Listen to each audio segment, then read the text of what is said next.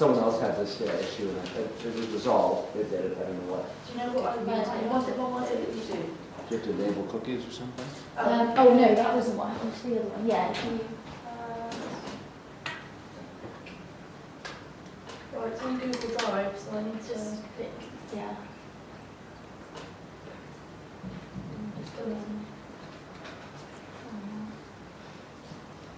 It's on Google Drive. Yeah. Or I'll just go to Gmail. It's in my emails as well. But Yeah, if you go to Gmail and then you can get onto the Google Drive from there.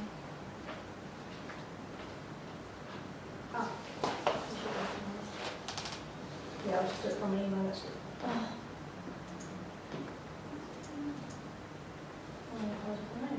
Yeah. Maybe I'll open it in.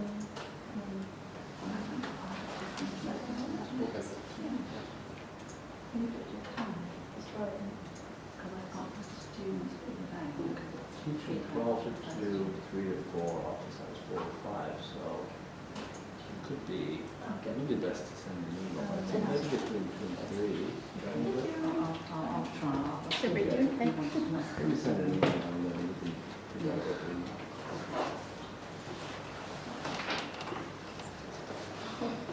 Chris, you're missing a C in AC. What? AC in your. Oh, yeah. I'm not deliberately dragging this out, I promise. Sticks are easy. My knife is on a stick.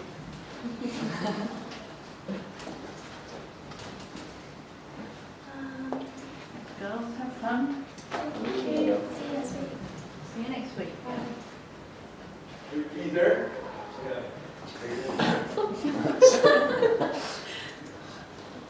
Oh, okay. If you go to slideshow, I'll give you the option there, stuff from the beginning, the first one. Yeah, that one. Thank you. Sorry, I didn't deliberately drag that out for as long as I could. Anyway, okay.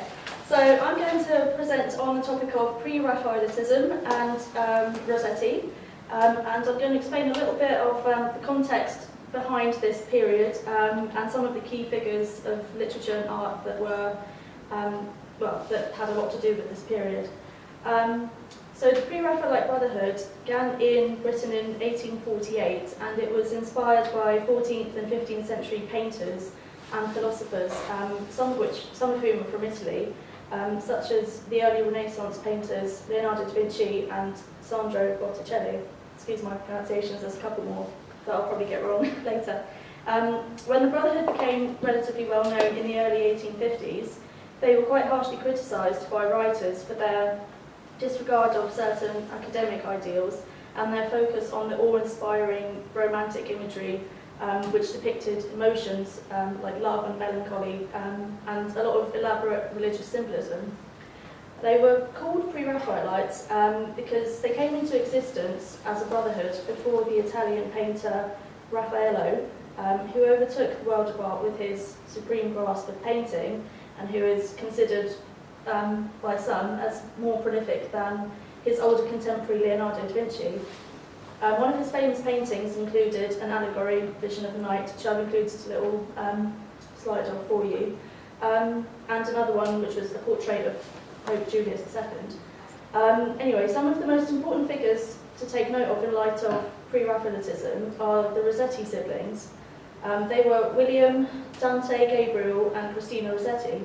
They were all born in England and they shared a passion for literature, art and, quite crucially, religion, particularly Christina. The brothers William and Dante were two out of the four founders of the original Pre-Raphaelite Brotherhood, alongside William Holman Hunt and John Everett Millais, probably. Those are some of the paintings by Dante Rossetti. I appear to have missed a slide about William, but I'll send it to you so that you've got my information on it. William Rossetti was a painter of religious and medieval subjects, lots of natural landscapes and scenarios shrouded with mystical romanticism. In his early 20s, in 1850 rather, he became an art critic to the Spectator journal, and he started earning good money, and his name started to be quite well recognised.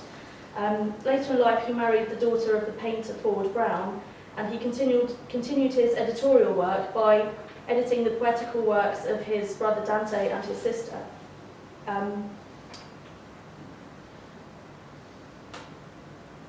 Dante Rossetti was also a Royal Academy student, and he became best known for his oil paintings such as The Girlhood of Mary, which is the first one there to the right, and The Annunciation, which was in 1850. Both contain very elaborate symbolism, but were received with very harsh criticism, which he struggled to accept. He then started painting with watercolours and depicted scenes from Shakespeare, which also became quite famous.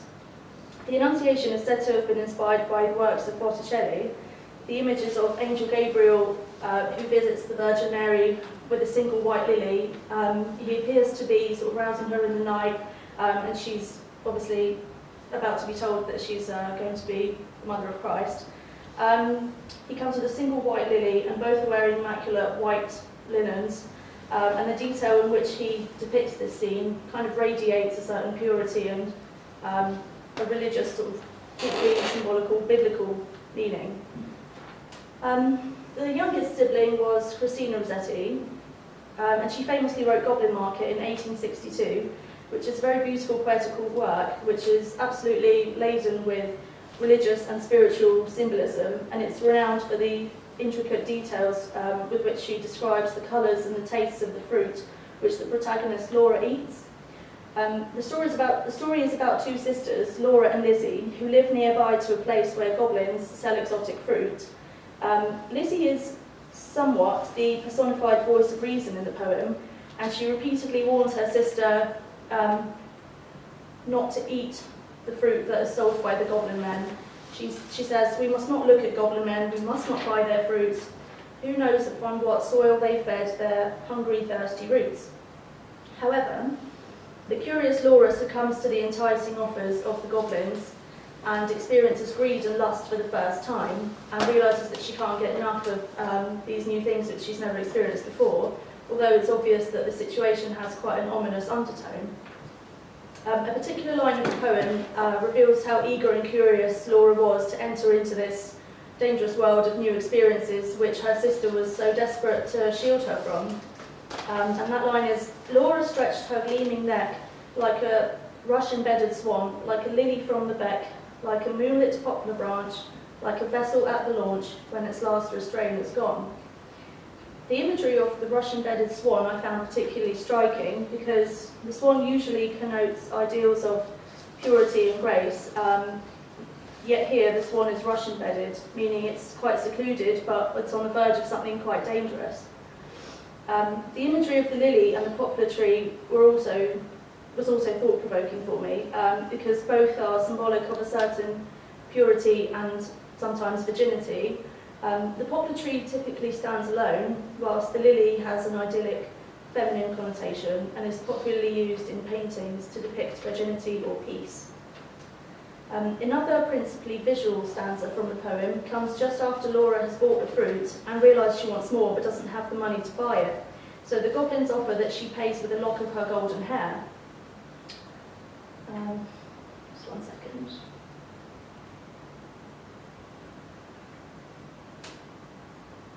That's the quote. The symbolism in this passage is quite intricate and meaningful, particularly because of the fact that she has paid for the physical pleasure of eating with a lock of her hair, which is something she'll never get back. The tear she drops is described very beautifully, but with just one line, compared to the ecstasy she experiences once she starts eating the fruit, which is described for the remainder of the stanza. This reflects how her physical greed has overtaken her spiritual self-restraint. She has lost the most sacred aspect which she had before, and that was purity and virginity and restraint, and she didn't know about the world that was out there, and now that she does, her sister has to face her emotional turmoils. Laura asks her sister Lizzie to go back to the market for her to purchase more of these fruits. Because she's unable to watch her sister suffer any longer, Lizzie does go. However, she displays a much stronger character and is able to resist the enticing offers that the goblins sort of scream at her.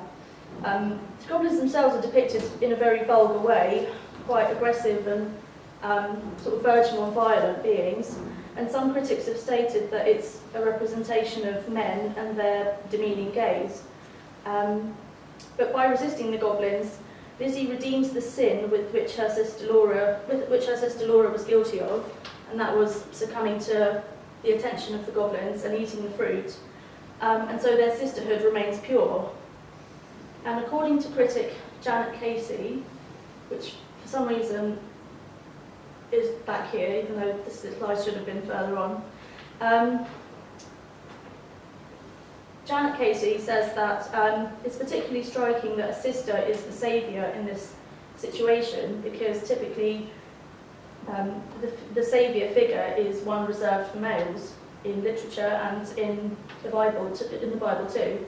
So this raises questions regarding the true meaning of sisterhood and the manner in which the archetypal fallen woman can be saved by a deep and unspoilt love of God, not of men. As Casey elucidates, the concept of a female Christ was not uncommon in Victorian literature, although of course Rossetti wrote in a much earlier period. However, it was the maternal role which apparently endowed women with the power to teach and therefore save the people they loved. Other critics raise the possibility that the poem is a kind of depiction of the devastating effects of addiction, due to the fact that Laura goes into complete withdrawal and becomes violently ill after she is unable to attain a second taste of the goblin men's fruit. At the end, Lizzie returns, having been at the goblin market. She ate as much fruit as she could, and the taste of the fruit still in her mouth, which she offers Laura to try. They reunite, and it seems that order is restored. Lizzie sacrificed her morals in order to save her sister, and now they're together in what seems like quite a peaceful ending. Sorry, I'm going to have to go all the way back to get that last quote back again.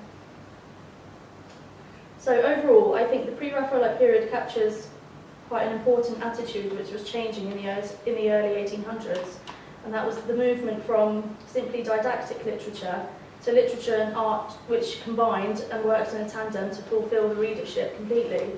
The way in which pre-Raphaelites combined the spiritual elements of literature their audience was already familiar with incredibly talented and very rich visual paintings to enhance the imagery which they saw in the poetry. It sort of changed the dynamic in which we understand our literature today. And I think the pre-Raphaelites allowed us to engage all our senses while we're reading, so that we're not only enjoying what we read, but it becomes even more realistic once we see a visual depiction of protagonists and their emotions there reflecting. Thank you.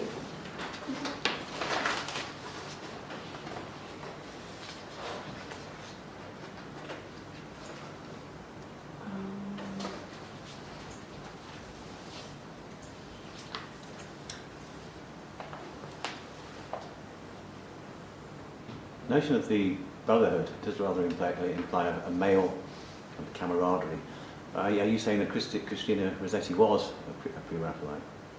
Yes, I am. Yeah, I think she was, but not in the same way that, I mean, the original sort of four men that started it up, she had to write under a pseudonym of Ellen, sorry, I've forgotten the last name actually, but she had to publish her work under a male name for a certain time. And it wasn't until quite late in that period that she was able to, well, until 1862 when she could publish Goblin Market with her own name. So she was, I think she was a pre-Raphaelite, but she had to sort of bide her time and wait for them to become more well-known. Whereas if she had, started expressing her sort of ideas about womanhood and sisterhood and all these virtues, she wouldn't have been accepted.